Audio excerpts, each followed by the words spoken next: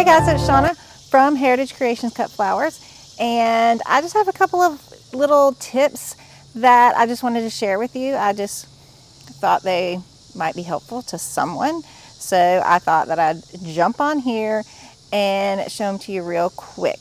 So let me take you out into the garden. I'm standing here where it's a little bit cool first, but I'm gonna take you on out there and I'll just talk about those real quick. First of all, there is this patch, it's fallen over, of my bee balm. This is a perennial patch of bee balm that obviously comes back here year after year. And I did cut it when the flowers were just coming out, and then I didn't get to all of it. So I just left it for the bees, and I thought, you know, it'll just be for the bees. But then when I was out here yesterday, I guess it was, cutting flowers, I noticed something, and I haven't noticed this in the past, and I thought, oh my goodness, I am cutting this and using it in my bouquets this week. Let me show you. Okay, look at these cute little pom-poms that are produced, that's what I call them, after the flower. See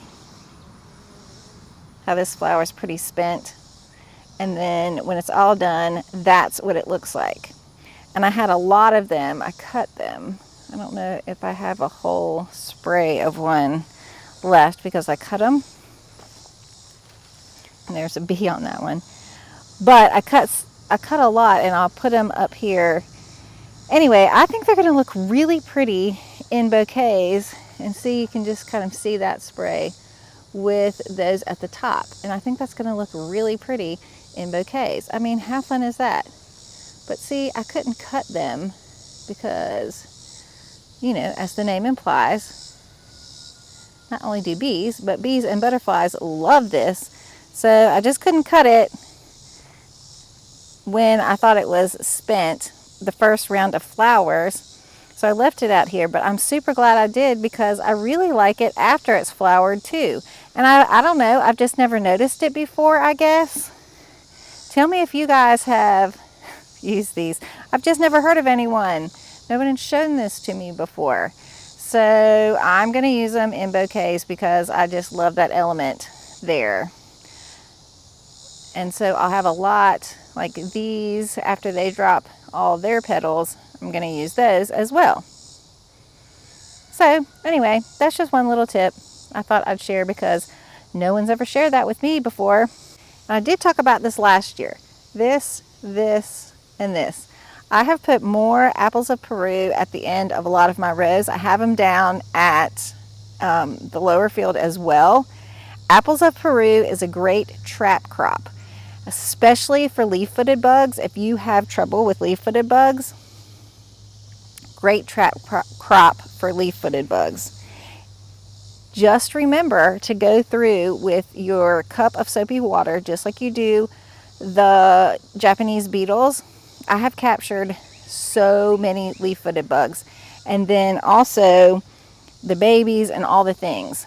So I have really cut down on my number of leaf-footed bugs out in the rest of the garden because they tend to go to the apples of Peru. And then I don't do it every day, but every couple of days. And now I've noticed even the number of leaf-footed bugs on the apples of Peru, their numbers have decreased. At first, it was, I mean, those things were covered in leaf-footed bugs. And I got pretty good at figuring out how to put that cup under and which way they were jumping and getting them all. And no, did I get every single one every time? No, but I got the majority of them. And then I'd come back and I'd see the babies, and I'd try to get all the babies and all the things. And now I don't see quite as many every time I go back. Like I did scout this morning, so let's see what I missed. There's one. No, that's not one. That's a different kind of bug. Oh, I also see, I do see a few Japanese beetles, but I also see stink bugs. You get those with the soapy water too.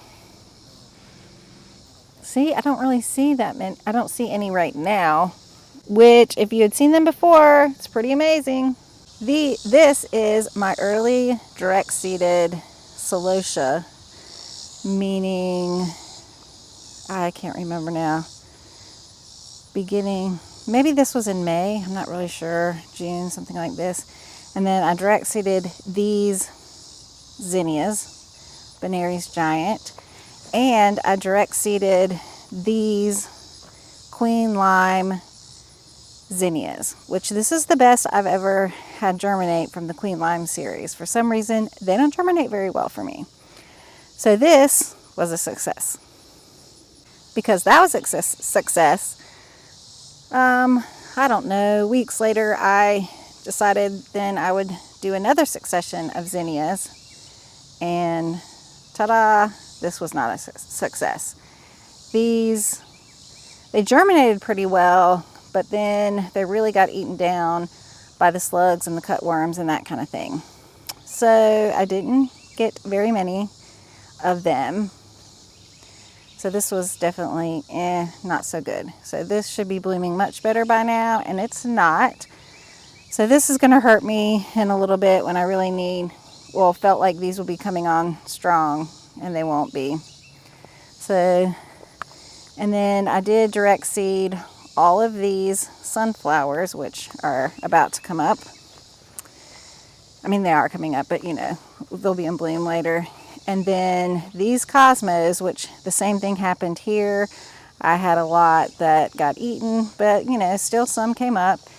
And then the same thing with these direct seeded marigolds.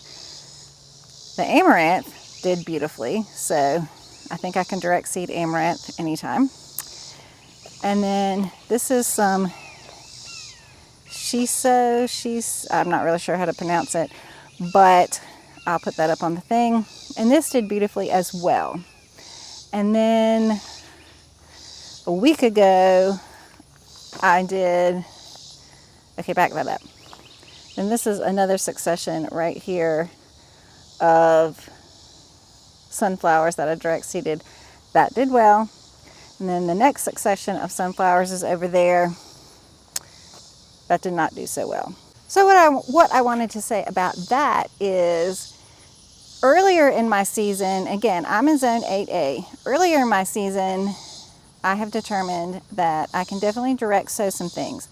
I can do the zinnias, I can do some cosmos, and I definitely can direct sow at a certain point a lot of my sunflowers. And I did learn this last year with sunflowers, that at some point the slug and the cutworm pressure gets so bad, even with Sluggo, it's like I can't keep up with the Sluggo, because we get a lot of afternoon thunderstorms, and you know, that washes away the Sluggo. Then you need to hurry up and get out here and put it out, and then I get busy and forget sometimes and that kind of thing.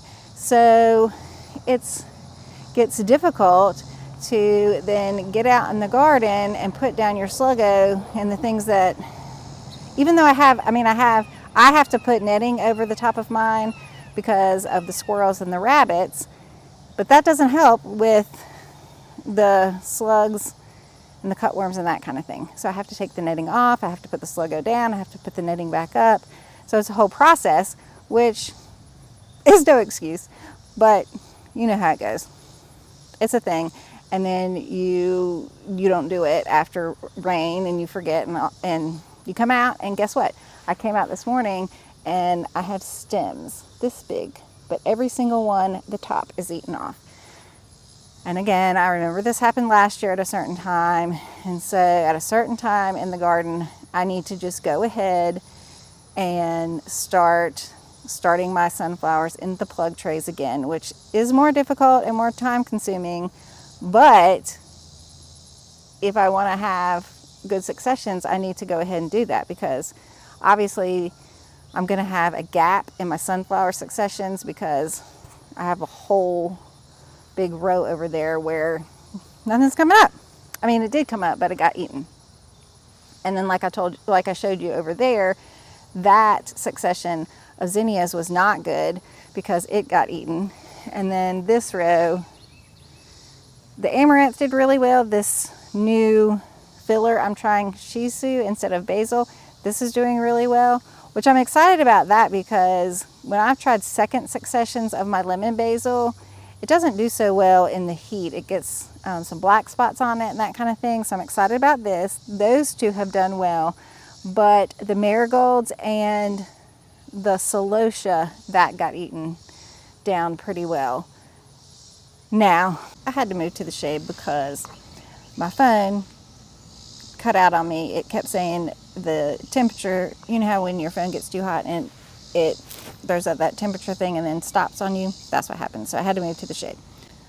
The whole reason I'm doing a lot of this experimenting with just sowing seeds directly out in the field is because my seed starting station is in our workroom. Right now, the workroom is doubling as our cooler because we have a window unit in there and we can keep the workroom at about 60, 65. We are in the process of building our cooler. The cooler's not done yet, so in order to keep the flowers good, I need to put them in the workroom at 65, but I can't really start warm season stuff in a room that's 65. I need it more like 80. And so I'm having trouble. And then I have started some seeds and I put those in the hoop house. The hoop house stays obviously pretty warm and it's covered, so I can use the soil blocking method because it's covered, and even if it gets rain, the rain won't, destroy the soil blocks. But I'm not having great germination, so I'm trying to figure all that out. So in the meantime, I was starting seeds out in the garden. But now it's not looking like such a possibility because of the slugs, snails, cutworms, and even though I'm putting down Sluggo as much as I think about it, let's just put it that way, I should be putting it down a lot more, and I just get busy and I forget. So my whole takeaway, this is a long way to say, I think that there's a period of time that's great for seed starting direct sowing in the garden, but then I think once the bug pressure gets really high, at least in our zone, which is now in July and August, and even September, because September last year we had armyworms, so you have to deal with that. I think now is more of a time where I have to go back to starting seeds in a more controlled environment and then putting them out when they're a bit, stronger and healthier and can take it. But I think if you can direct sow, it's obviously better and the plant's better. Neighbors having fun on their four-wheelers, so I'll go ahead and stop now.